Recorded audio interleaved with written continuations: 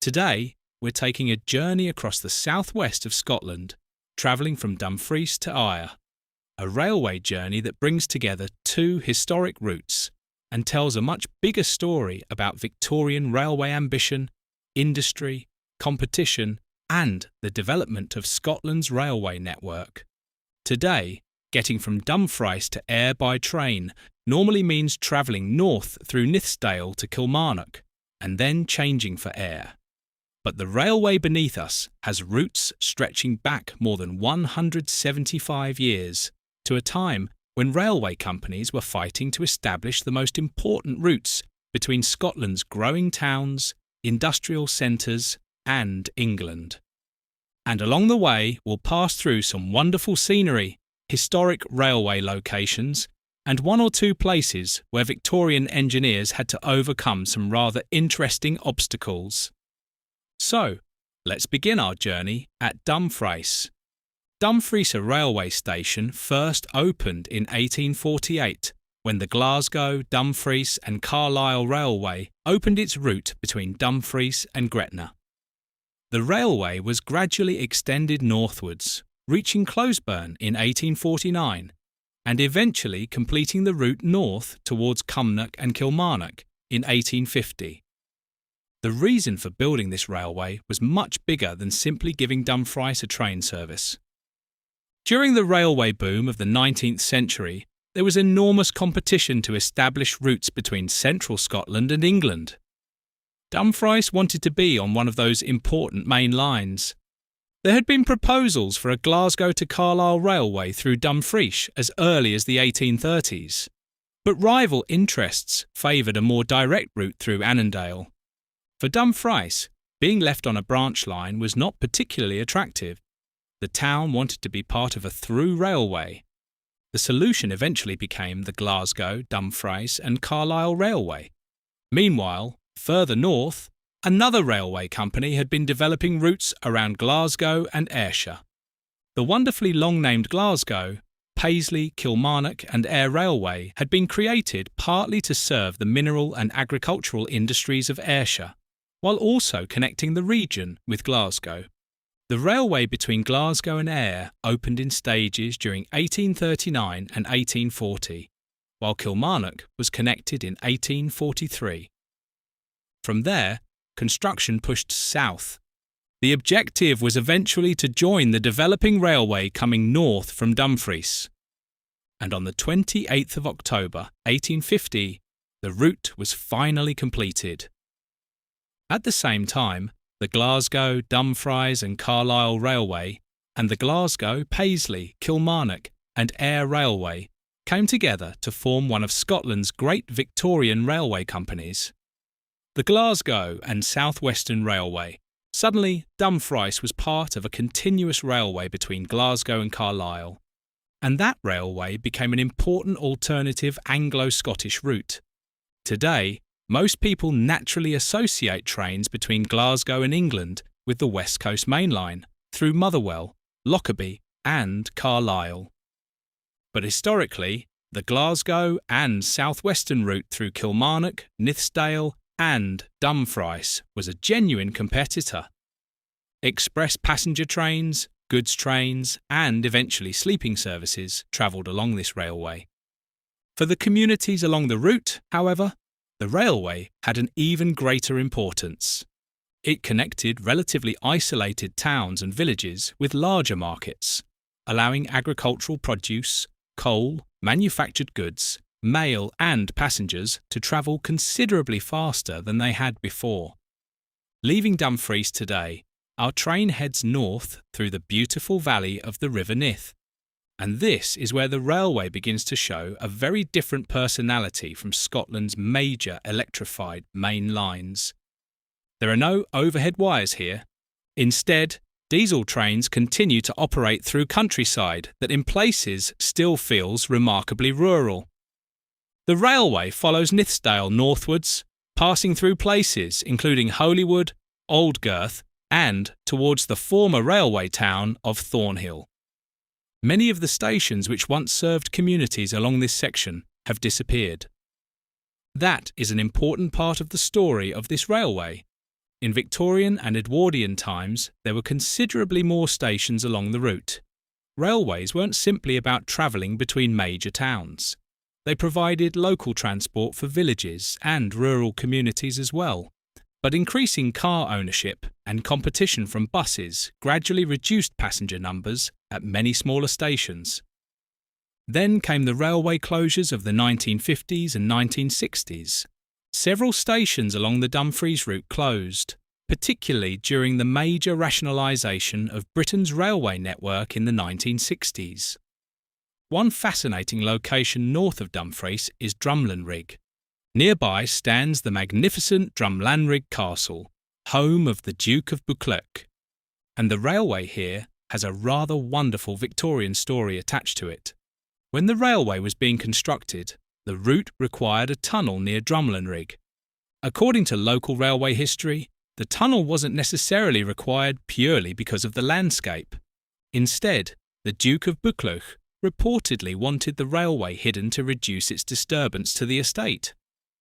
So the railway company effectively had to dig its way through the hillside to keep the railway out of sight. Unfortunately for the engineers, constructing Drumlanrig Tunnel proved extremely difficult. It became one of the major engineering challenges involved in completing the route north of Dumfries. It's a wonderful example of something that happened surprisingly often during the construction of Britain's railways. Victorian railway engineers might have possessed enormous ambition, but occasionally they still had to negotiate with a wealthy landowner who didn't particularly want a steam locomotive running past the drawing room window. Continuing north, we eventually reach Sanquhar.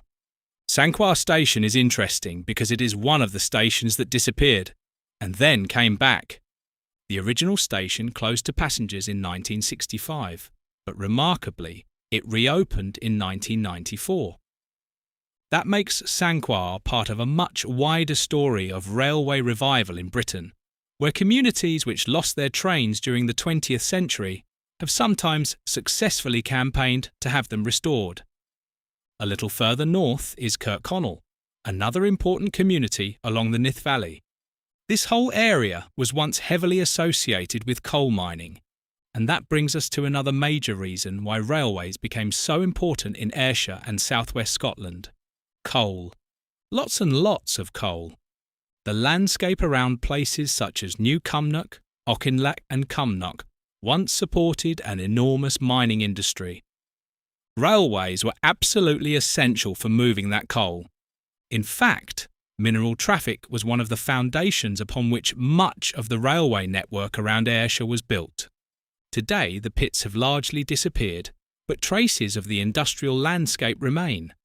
The railway therefore passes through countryside that might now appear peaceful and rural, but which was once part of one of Scotland's great industrial regions. New Cumnock is another interesting station. Like Sanquhar, it was closed in 1965, but New Cumnock eventually regained its passenger trains, reopening in 1991. From here, we continue towards Auchinleck and then Kilmarnock. And Kilmarnock is where our journey towards Ayr becomes particularly interesting. Kilmarnock has an extraordinary railway history.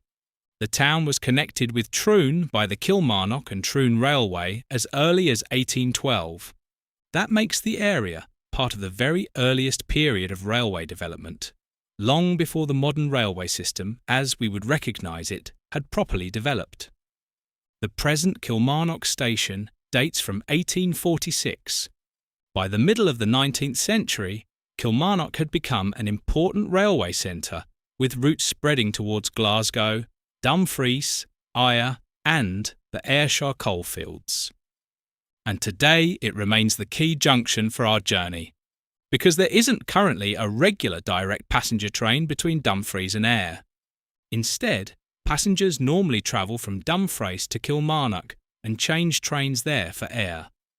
The Dumfries to Kilmarnock section forms part of today's Glasgow South Western line between Carlisle, Dumfries, Kilmarnock and Glasgow.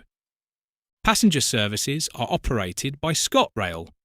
The railway remains largely unelectrified, so diesel multiple units continue to dominate passenger services. From Kilmarnock, however, we turn away from the historic main line towards Glasgow and head west towards Ayr. The railway between Kilmarnock and Ayr has changed considerably over the years. The original 19th century railway geography around Ayrshire included a complicated collection of routes, branches and connections serving towns, collieries, factories and harbours. Some have survived, many haven't. Modern trains between Kilmarnock and Ayr travel through the Ayrshire countryside before joining the busy coastal railway corridor into Ayr. And arriving at Ayr feels quite different from the rural railway through Nithsdale. Ayr is connected to Glasgow by a busy electrified railway, and the station forms an important hub for services along the Ayrshire coast.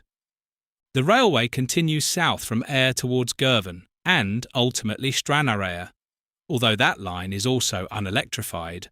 This creates an interesting railway crossroads across southwest Scotland. From Kilmarnock you can head north towards Glasgow, south towards Dumfries and Carlisle, or west towards Ayr. From Ayr you can continue north towards Glasgow or south towards Girvan and Stranraer. Historically, these routes were even more important because they also helped connect central Scotland with ferry services to Ireland. Today, the Dumfries to Ayr journey takes roughly 2 hours, depending upon the connection at Kilmarnock. ScotRail's journey information currently shows up to around 8 journeys per day, with a change required because there are no regular direct Dumfries to Ayr trains. But perhaps the most fascinating thing about this journey is how much railway history remains hidden beside the modern line. We pass former stations that once served tiny communities. We travel through landscapes transformed by the coal industry. We cross a route that was once part of the battle to control Anglo-Scottish railway traffic.